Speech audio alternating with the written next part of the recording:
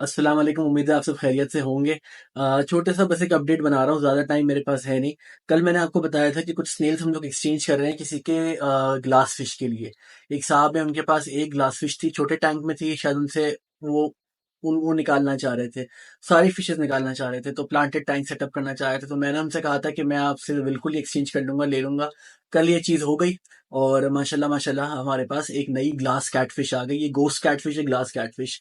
एक बड़ा इंटरेस्टिंग चीज ये हुई है कि जब मैंने इसको नेट में निकाला तो मुझे लगा कि ये कहीं बाहर गिर गई, मुझे मिल ही नहीं रही थी, और पता चला वो नेट के अंदर ही थी, लेकिन इतनी ज्यादा ट्रांसपेरेंट है जैसे आर पार दिख रहा हो कि वो मुझे नेट में दिखी ही नहीं।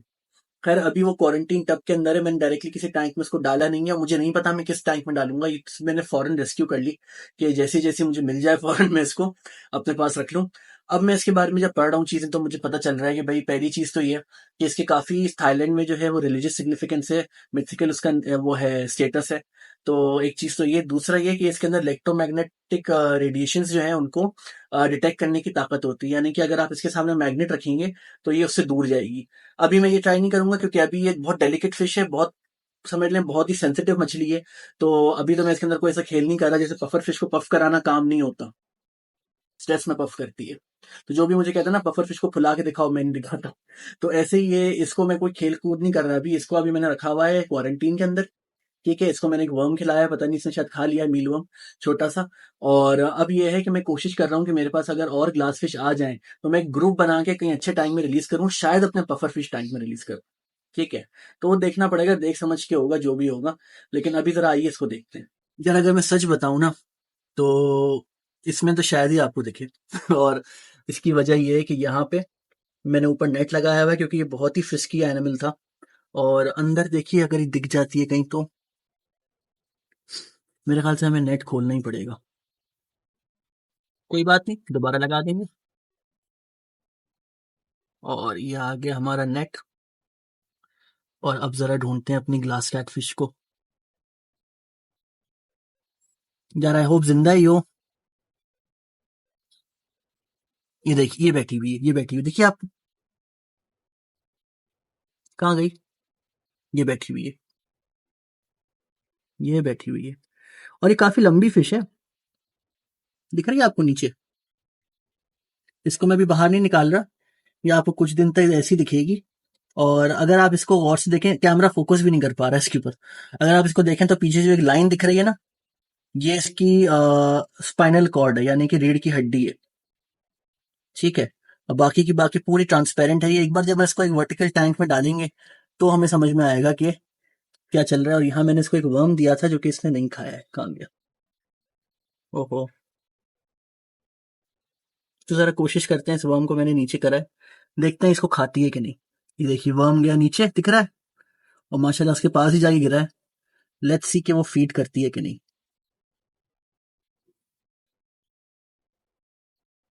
ये दूसरा वर्म भी है, ये भी इसने अभी तक ऊपर आके तो नहीं खाया है, लेकिन आई होप ये नीचे खा लेगी।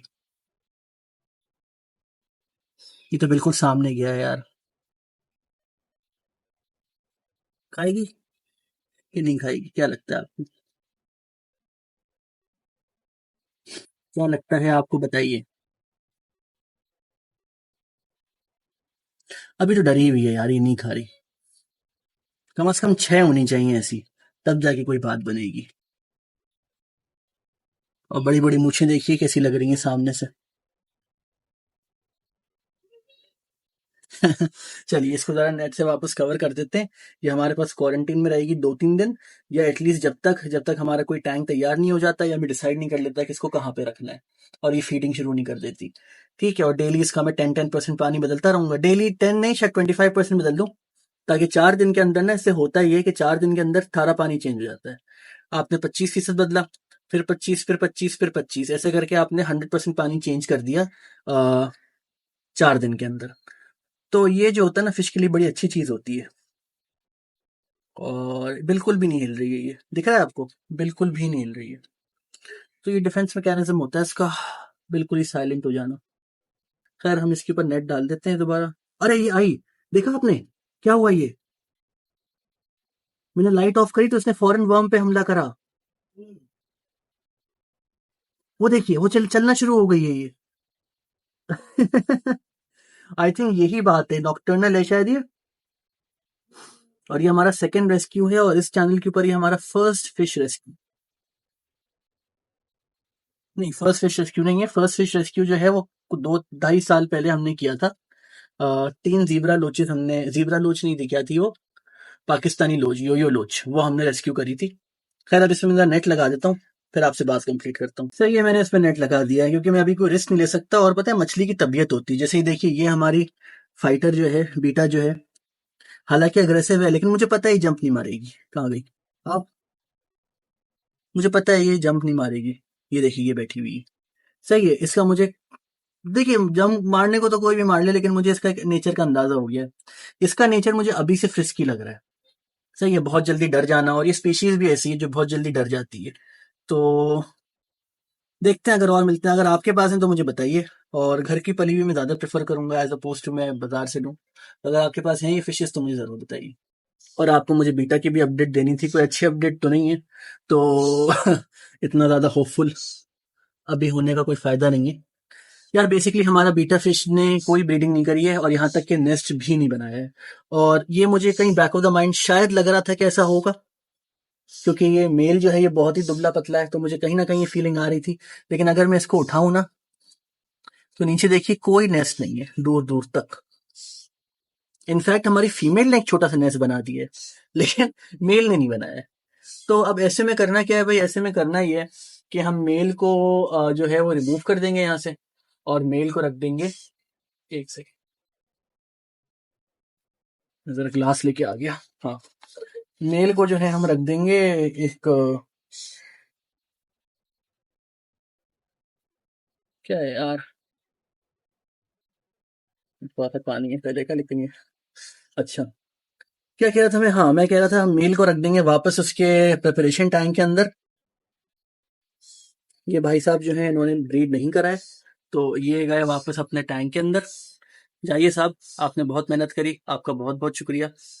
ठीक है, आराम से बैठिए आप, 3-4 दिन जो है जम के खाइए खाना। मैं आपको पत्ता भी दे देता हूँ मैं एक छोटा सा। हाँ हाँ, पत्ता भी लीजिए, देखिए भूख लग रही है। सही है, मैं आपको पत्ता भी दे देता हूँ। कैमरा भी आपने फ्लिकर करवा दिया। और यहाँ आ जाते हैं, तो अब फीमेल का क्या करें।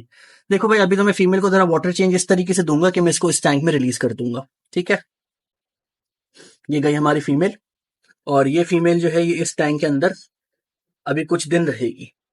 ठीक है, इसको घूमने देंगे आराम से, और क्या, टैंक को मैच्योर होने देंगे। ठीक है, एक बार टैंक मैच्योर हो जाता है ना थोड़ा सा, फिर हम हमारे दोनों मेल्स में से किसी एक को लेके, मैं सोच रहा हूँ ये ब्लू पर्पल और ब्लू वाले को लूँ और उसको इसके साथ रखेंगे। अब मुझे पता है वो वाइट वाइट नहीं हो पा रहा, लेकिन भाई वाइट हमारे पास और भी बहुत हैं। सही है, हमारे पास टोटल 4 वाइट फीमेल्स हैं, एक पुरानी सॉरिटी की, एक नई, तो 3 नई।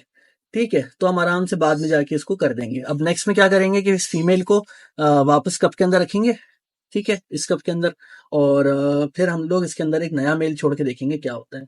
इन द मीन टाइम इसको जरा एक दिन दबा के खाना देते हैं कि भाई आराम से बैठ के खाओ।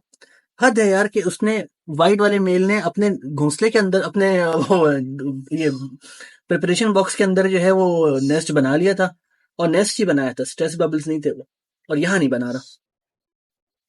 पता नहीं क्या चक्कर है, समझ से बाहर है। इसको भी हटा लेते हैं, हमें फीमेल को बिल्कुल कोक्स नहीं करना कि वो नेस्ट बनाए, मेल नेस्ट बनाएगा। फीमेल जो है वो अपना काम करेगी, वो है अंडे तैयार करना। तो क्या कर सकते हैं भाई, अब कुछ नहीं कर सकते। लेकिन ये है कि डिसहार्टेड नहीं होना इस चीज से। भाई हमें ना कोशिश करते रहना है, कहीं ना कहीं हमें मिल जाएगा अच्छा पेड़। और बस यही था आज की यहाँ की अपडेट, तो यही थी। इसको दोबारा कवर कर देते हैं, ये हो गया कवर। सही है, और आपको एक बड़ी इंटरेस्टिंग चीज दिखाऊं। आपने देखा है जो मेरा आउल और बाकी बर्ड्स बैठते हैं वो ऐसे पर्चेस के ऊपर बैठते हैं। ये मैं बनवाता हूँ, एक साहब में बड़ा अच्छा बना के देते हैं। तो ये पर्चेस जो है ये आपकी केज में लग जाती हैं आराम से, और आप इस पे किसी भी लेंथ पे ना, और आप इनको चेंज कर दो, अगर आपको बर्ड को नया एनवायरनमेंट देना है तो आप चेंज कर दो। और ये अलग अलग साइजेस में आती हैं। मेरी खुद की चीज नहीं है ना, मुझे अभी तक उनका नंबर पता, ना मैं उनको प्रमोट कर रहा, मैं सिर्फ बता रहा हूँ कि ये चीज मैं यूज करता हूँ, बल्कि आपको दिखाता। ये देखिए हमारे साहब बैठे हुए हैं यहाँ पे। सर आप ठीक है? हाँ, खाना खाएंगे आप अपना लंच? नहीं अभी मैं आपको नहीं दे रहा, ऐसे नहीं। क्या बातें कर रहे हैं आप कल खुले थे बाहर, आपने उड़ना सीखा था, आपको मजा आया? ये देखिए, ये लगा हुआ है यहाँ पे पर्च, और इसकी हाइट के हिसाब से लगा हुआ है। ठीक है, ये यहाँ आके बैठ जाता है। आप कैसे हैं भाई, ठीक है? और इनके आईब्रोज निकलना शुरू हो गए हैं, बड़े खूबसूरत निकलेंगे जब निकलेंगे। जरा मैं इनको खाना खिला दूं, ठीक है, क्योंकि अभी इनका खाने का टाइम हो चुका है और इनको सिर्फ अभी खाना खाना है। सही है। चलो भाई, मैं अभी आपको खाना देता हूँ थोड़ी देर में। और एक बुरी आदत जो मेरे अंदर आ गई है ना अभी, वो ये है कि जब से आउल आया है तो मैं सारा फोकस उस पे कर रहा हूँ, और मैं ऑनलाइन चेक नहीं कर रहा कि अगर कोई और रेस्क्यू एनिमल आया हुआ है। तो जाहिर सी बात है, ओवरवेलम हो जाते हैं शुरू शुरू में, लेकिन अब मैं कोशिश कर रहा हूँ दोबारा एक एक हफ्ता जो मेरा मिस हुआ है मैं देखूं। कहाँ कहाँ देखता हूँ भाई, मैं OLX पे देखता हूँ, ऑनलाइन मार्केट प्लेसेस पे देखता हूँ, और कहीं अगर जगह होती है तो वहां देखता हूँ। जैसे हमारे ये जो आउल है ये भी एक रेस्क्यू है, हमारा हेजॉग भी रेस्क्यू है, फैल्कन तो मैंने एक बंदे को पकड़ा था जो बेच रहा था, वो भी रेस्क्यू है। और ये जो ग्लास फिश है ये भी रेस्क्यू है।